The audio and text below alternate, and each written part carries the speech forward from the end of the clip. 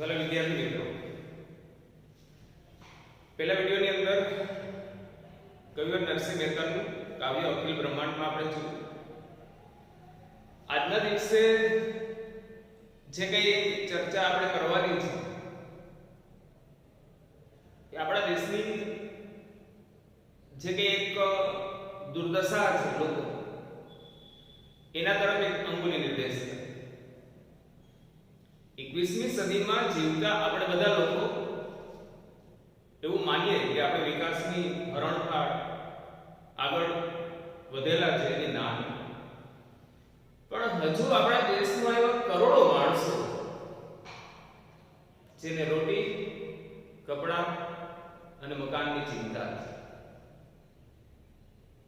આવા અનેક નવલકથા આપણે ભણતા આવ્યા એની ના। તમે લોકો 11મા ધોરણમાં હતા ત્યારે બુરાઈના દ્વારે એમાં એક દાંપત્ય જીવનનું આપણે વર્ણન જોયું હતું, કેવી ગરીબીની અંદર લોકો જીવે। 10મા ધોરણમાં આપણે જન્મોત્સવ, લેખક સુરેશ જોશી કૃષ્ણ જન્મની સાથે સાથે કિશનના જન્મની આપણે કથા જોઈ। જે બાળકે આ દુનિયા જોઈ નહોતી એ બાળક જ્યારે જન્મે ત્યારે મા બાપ છે એને જન્મતાની સાથે જ કેવો અપંગ બનાવી દે અને અંદરથી એવું વિચારે કે આની આખા જિંદગીનો રોટલા નથી ગયું। તો માનવીની ભવાઈની અંદર પન્નાલાલ પટેલ જે દુષ્કાળનું વર્ણન લખે અને ત્યારે કેવું પડે કે ભૂખથી ભૂંડી બીજ છે। આજે કે કરોડો માણસો છે જે ગરીબ છે, જેને રહેવા માટે મકાન પણ નથી, ખાવા માટે અન્ન નથી, વસ્ત્ર અંગ ઢાંકવા માટે નથી, એવા લોકોની જે વેદના છે એને વાચા આપવા માટે ચુનીલાલ મળિયાએ એક નવલિકા લખી જેનું શીર્ષક છે ખીજડીએ ટીકી। વાર્તાની અંદર પાત્ર જોઈએ તો પાત્ર ચાર જ છે। વાર્તાનું મુખ્ય પાત્ર છે ભોજો, એમની પત્નીનું નામ છે જીવલી। ગામની અંદર એક કાપડનો વેપારી જેનું નામ છે માધવજી અને ગામની અંદર એક પોસ્ટ માસ્ટર। આ ચાર પાત્રની આજુબાજુમાં જે કથા, જે સંવાદ, જે પરિસ્થિતિ, જે ભાવ વિશ્વ ગુંથાયેલું છે, વાર્તાનું જે ઉઘાડ છે એ ઉઘાડ છે ભોજા ના ઘરથી, આમ તો ઘર નો કહેવાય, એના ઉભાથી છે। ગીરના જંગલની અંદર હિરણ નદીના હેડવાસમાં ભોજો અને જીવલી છે એ બે તરબૂચ વાવે, એનો વ્યવસાય કરે। પણ પોહ મહિનો આવ્યો, શિયાળો કે મારું કામ, હાડ થીજાવી ગઈ એવી ઠંડી પડે, ગોરાના પાણી જાણે કે છાપી ગયા હોય એવી ઠંડી છે। નાના ઘરમાં બાળ બચ્ચા છે, તન ઢાંકવા પૂરતા વસ્ત્રો છે, બે માણસ છે મહેનત કરે। ભોજો છે એ ગીરના જંગલમાંથી બાવળ કાપીને લઈ આવે, એની પત્ની છે જીવલી છે એ માઠીઓ ભેગી કરે, 4 દિવસની અંદર રહેવા માટે એક કૂબો બનાવે, 4 સંતાન અને એક ચૂલો હમાય એવો એક કૂબો બનાવે, એની અંદર રહે। ભોજાની પરિસ્થિતિનું મળિયાજી વર્ણન કરતા કહી કે ભોજાની પરિસ્થિતિ કેવી, તો કે ભોજામાં એનો અંગરખો તો છે જ નહીં, ઉપવસ્ત્ર તો છે જ નહીં, અને જે ચોયડી એને પહેરેલી છે એ પણ રંગબેરંગી। ગોદડાની અંદર જે 1000 ફીગડા માર્યા હોય એવી 1000 ફીગડા વાળી એને ચોયડી પહેરેલી। ભોજાને એવું થાય કે આ વર્ષે ઠંડી છે કે વધારે તો પોતાના કુબા ઉપર જ પડે, ઠંડીનો પ્રકોપ છે એના કુબા ઉપર જ પડે। આનાથી પણ વધારે ઠંડી એને સહન કરેલી છે। ભરજુવાનીની અંદર પોતે જે ખાતર પાડવા છે, બીજાના ખેતરની અંદર જાય, જે કે મોલ તૈયાર થયો હોય કાળી રાતે, અંધારી રાતે કકડતી ઠંડીમાં દાઢી ડગમગતી હોય ત્યારે એ ચોરીને ભારીના ભારીઓ પોતાના વાડાની અંદર ઠલવતું। પણ હવે અવસ્થા પોતાને જે ઠંડી લાગે ને ઠંડીનો એને રંજ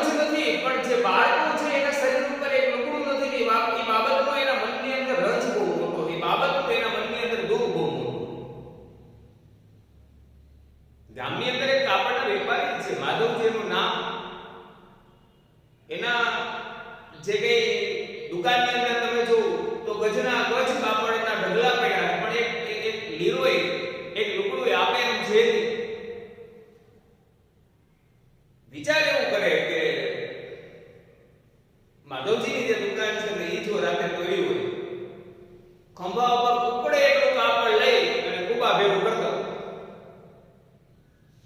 પણ બીજી મિનિટે વિચાર એવો આવે કે જ્યારે ગામનો પહાયલો છે એ ગોતવા નીકળશે તો યાદીમાં પહેલું નામ છે એ ગોજાનો હોય, અને હાડકા ખોખરા કરી નાખશે એવો મારશે, અને ગમે ત્યાં જમીનમાં નાખ્યો હોય તો એ કાપડ છે એ કઢાવશે. હવે આ ઉંમરે માર સહન થાય એમ નથી. એક પિતા આનાથી વધારે કરુણતા શું હોય કે પોતાની નજર સામે પોતાના બાળકોને અંગ ઢાંકવા પૂરતા વસ્ત્રો મળતા નથી, બીજો એક પણ ઉપાય નથી. ત્યાં એક શુભક સંયોગ અચાનક છે બને. ગામની અંદર એક પોસ્ટ માસ્ટર છે, એના ઘરે એક બાળકનો જન્મ થયો. લોકો એવું કહેતા કે બાળક છે મરેલું છે. ઘણા બધા લોકો એવું કીધું કે જન્મતાની સાથે મરી ગયું. પણ પોસ્ટ માસ્ટરની કરુણતા કે કેટલા વર્ષો પછી દીકરી ઉપર એક દીકરાનો જન્મ થયો અને એની ખુશી મનાવે એ પહેલા ઘરની અંદર માતમ છવાય. ઉપરવાળાના જે મંજૂર હોય દરેક માણસે મંજૂર કરવાનું એની ના નથી. પોસ્ટ માસ્ટર એવું કહે કે ના ના આ જીવ આપણા ઘરે જન્મો, ભલે એક દી પૂરતો તો એક દી પૂરતો, પણ એની પાછળ મારે દાન પણ જાજુ કરવું. માધવજી શેઠને ત્યાં જઈ સરસ મજાનું રેશમી વસ્ત્ર લઈ આવે. રેશમી વસ્ત્રની અંદર બાળકને વીંટોળે. આજે જન્મો, આજે એની અંતિમ યાત્રા. બીજા 4-5 વસ્ત્રો એને વીંટાડી અને ખીજડીયા ટેકરે લીધી. ગામની અંદર ખીજડીયો ટેકરો છે એની જમીન છે પોચી છે, એટલે જે નાના બાળકો છે અવસાન પામે એને ત્યાં ખોદી ખાડો ખોદી અને એને એમાં દાટી ઉપર પથ્થર મૂકી અને એની અંતિમ વિધિ ત્યાં કરવામાં આવતી. એટલે ગામના 4 જણા બાળકને લઈને નીકળ્યા. બાળકને લઈને જાય ત્યારે ભોજો છે એ પોતાના વાડાની અંદર ઊભો, વાડામાં ઊભો એની નજર છે આ પોસ્ટ માસ્ટરના છોકરાના રેશમી વસ્ત્ર ઉપર પડે, એના કફન ઉપર પડે. એના મનમાં એવું થાય કે આ લુગડું બહુ સારું, આ કાપડ છે બહુ સારું છે. 4 ડાઘુઓ છે ગયા હતા. એક નાનકડા છોકરાને ખાડો ખોદી એમાં દાટી ઉપર મીઠું નાખી ઉપર 2 પથ્થર મૂકી અને ડાઘુઓ પાછા. ભોજાના મનમાં એક જ વાત હતી કે લુગડું સારું હતું અને ભોજો એટલે એક ઘાટ 2 કટકા. નક્કી કરે કે આ ખીજડીએ ટેકરે તો આવા ઘણા બધા વસ્ત્રો હોય. રાતે નક્કી કરી, ધીરે ધીરે અંધારું થાય. ગામની અંદર સુમકાર સવાય. ભોજો ને એક હાથમાં કોદારી ને એક હાથમાં પાવડો લઈ ખીજડીએ ટેકરે પહોંચે. વર્ષોનો અનુભવી માણસ હતો. ચોરી ડકેટી લૂંટફાટ કરવાનો અનુભવી માણસ હતો. સિફતપૂર્વક ત્યાં જાય ત્યારે પેલો વિચાર કરે કે ઓલું રેશમી જે કપડું છે વસ્ત્ર છે એ તૂટવું ન જોઈએ. ધીમે ધીમે જે ખાડો છે એ ખોદે. બીજી બાજુ કોદારી છે પથ્થરાને ન અથડાવી જોઈએ. જો એનો અવાજ આવે તો ગામનું માણસ જાગી જાય. સિફતથી ધીરજથી ખાડો ખોદી અને બાળકને બહાર કાઢે અને રેશમી વસ્ત્ર કાઢવા જાય તો બાળકનો હાથ હલે. બાળકનો હાથ હલે એટલે ભોજાના મનમાં એમ થાય કે ખવીસ ભૂત તો નહીં હોય. પણ ભોજાનો હાથ જ્યાં ફરે એટલે બાળકમાં હડબડાટ થાય એટલે ભોજાએ મનોમંથન કર્યું કે હવે હું કરું? પાછું દાટી દઉં? પાછું દાટી દેવું તો અમે શું કામ? બીજો વિચારીએ, જો પાછું દાટીને ફ્રી જવાનું હોય તો અમે શું કામ કરીએ? બીજો વિચાર એ આવે કે ઓલું રેશમી વસ્ત્ર કાઢીને બાળકને નાખી દો, માથે ધૂળ વાળી પથ્થર મૂકી દે. પણ ભોજો એ પિતૃ હૃદય વાળો માણસ છે. બાળ હત્યાનું પાપ માથે મૂક્યું. તો હવે વિચારવાનું નહીં તો જો બાળક રડવાનું ચાલુ કરે તો માણસ સાંભળી જાય. બાળકને લઈ અને પોતાના કુપા બાજુ જાય. ઘરે એની પત્ની છે રાહ જુએ છે હમણાં મારા છોકરા માટે રેશમી વસ્ત્ર આવશે. કકડતી ઠંડીમાં ધીમું ધીમું તાપણો કરી બેઠી, હમણાં પતિ આવશે રેશમી વસ્ત્ર લઈ આવશે. જીવડી છે એ જાગતી બેઠી, ભોજો છે એ ઝૂંપડાની અંદર કુબાની અંદર પ્રવેશ કરે. ખોળામાં રેશમી વસ્ત્રની હારે હારે બાળક આવે. પહેલા તો જીવડી કરી છે, પણ જેવું બાળક ભણવડા કરે એટલે જીવડી છે એની પેટ ઉપર હાથ ફેરવે. હાથ ફેરવે અને માતાનો હાથ, એ વાત્સલ્યનો હાથ બાળક ઉપર જ્યારે પડે એટલે બાળક છે ધીરે ધીરે ધીરે હાથ છે હલાવવા માંડે. ભોજો વિચાર કરે હવે એક ઘડીએ વિચાર કરીને અંધારી રાતે ભોજો છે નાનકડા તાજા જન્મેલા બાળકને, એક દિવસનું બાળક છે એને લઈ અને સીધો પોસ્ટ માસ્ટરના ઘરે જાય. ડેલી ખટખટાવે, દરવાજો ઉઘડે એટલે એક વિવાદ કરતી, લ્યો તમારો દીકરો. ભોજાના મતલબ એવું છે કે પોસ્ટ માસ્ટર છે પહાઈદાને કહે અને પહાઈતો છે પોતાને પકડી જાય. ભલે પકડી જાય પણ આ એક જીવતો જાગતો જીવ છે, એના મા બાપને હવાલે કરી દે. અને પોસ્ટ માસ્ટરના પત્ની છે એ પોતાના દીકરાને જોઈને રાજીના રેડ થઈ જાય. પતિને મીઠો ઠપકો આપે, હું તમને નહોતી કહેતી કે ડોક્ટરને બતાવી છો પણ તમે મારું માયના નહીં. અને ખીજડીયા ટેકરાની જે માટી હતી પોચી હતી, એમાંથી ધીમો ધીમો ધીમો પવન છાતો તો એટલે બાળક છે જીવતું રહી ગયું. ભોજો કહે મને જે સજા દીધી હોય દ્યો. એના પત્ની કહે ભાઈ તને સજા હોય કે તો અમારો વંશ પેલો રાખ્યો, તને તો અમારી ચામડી ઉતારીને પગરખા કરીને આપીએ તોય ઓછું પડે. માગ તારે હું જોઈએ. તો કે બાપ મારે કોઈ ઇનામ જોતું નથી, ઇનામ કે લાલચ તો હું નહોતો ગયો ને. મારા મનમાં લાલચ એક જ હતી કે મારા ઘરે મારા બાળકો છે એને અંગ ઢાંકવા પૂરતા વસ્ત્રો નથી. એના વસ્ત્રનું કંઈક કરતી હોય, એક એક જોડ લુગડાને અપાવી. પોસ્ટ માસ્ટર કે એક એકનું બે બે અપાવ. અત્યારે અબઘડીએ માધવજીની દુકાન છે બોલાવે બે બે જોડી છે વસ્ત્રોની અપાવ. નવલિકાનો છે અંત છે, અંતની અંદર પરિસ્થિતિ છે બે છે. એક બાજુ પોસ્ટ માસ્ટરની ઉદારતા છે,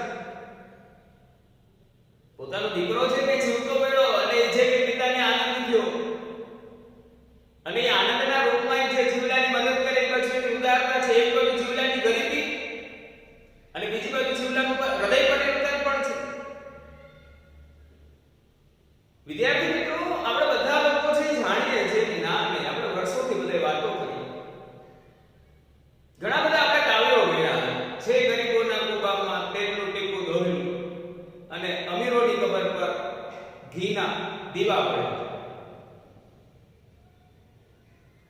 શબ્દો આપણને બોલવા ફાવે, અર્થ વિસ્તાર આપણને કરવો ફાવે કે ના, પણ એ ગરીબોના કુબામાં તેલનું ટીપું નથી, ગરીબોને ખાવા મળતું નથી, એ આપણે બસ ખાલી જાણીએ, આપણને એના વિશે ખબર બસ એટલું. પણ એ લોકો કેવી પરિસ્થિતિમાં પોતાનું ઘર, પોતાનું જીવન, પોતાનું ગુજરાન ચલાવે છે, કઈ જાતની વેદના ભોગવે છે એ આપણે નથી જાણતા. દુખીના દુઃખોની વાતો સુધી સમજી શકતા જ નથી. કોઈ સર્જકે બહુ સરસ મજાના શબ્દો કીધેલા છે કે દરિદ્ર નારાયણની સેવા એ જ ઈશ્વરની સેવા. ઈશ્વરે આપણને જે કંઈ આપેલું છે, ઈશ્વરે આપણને અન્યને મદદ કરવા માટે જે કંઈ પણ આપ્યું છે એ અન્યને વેચવાથી વધે.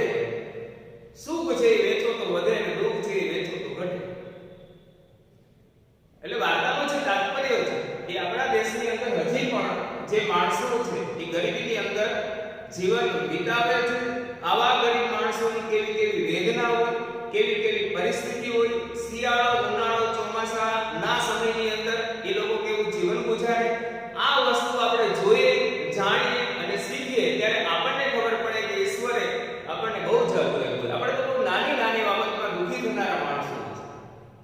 આપણે બધા નાની નાની બાબતમાં દુઃખી થઈએ, નાની નાની બાબતમાં ટેન્શન આવે, પણ આપણને જે ઈશ્વરે આપ્યું એવી જિંદગી કરોડો માણસો જીવવા ચાહે છતાંય એ મળતી નથી. એટલી સરસ મજાની જિંદગી છે ઈશ્વરે આપણને આપેલી છે અને છતાંય આપણે ઈશ્વરનો આભાર માનતા નથી. હજી તે આ જીવન છે આપણે બધે જીવીએ અને જ્યારે દુઃખી લોકો ને આપણે જોઈએ અને ઈશ્વરે આપણને સક્ષમ બનાવ્યા હોય તો ખરેખર આવા ગરીબ આવા દુઃખી માણસોની આપણે સેવા કરવી જ જોઈએ. અસ્તુ. જય હિન્દ, જય ભારત.